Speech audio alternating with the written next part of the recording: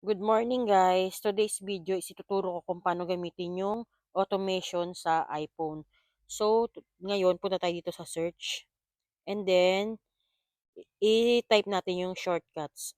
Ayan, ito shortcuts. Click mo lang. Tapos, punta ka dito sa automation. Ayan, create personal automation. And then, hanapin mo yung charger. Yan. Tapos, dapat yan connected. Naka-check yung charger is connected. Next, add action.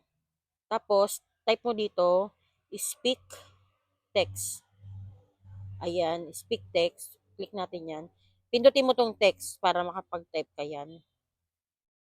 Ngayon, kung ano yung gusto mo, yan, i-ano mo na lang. Halimbawa, i-ano ko, oh my God, oh my God,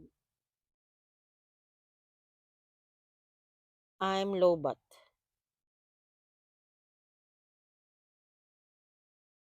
Charge me now. Charge me now. Yan, tapos, next natin.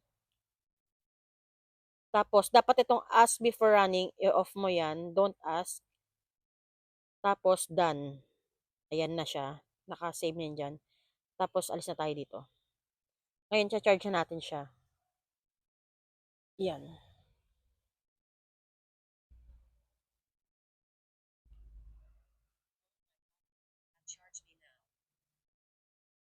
Narinig niyo ba? Yan. Ulit, again.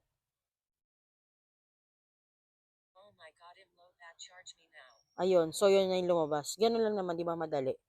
Yun lang naman. Bye-bye.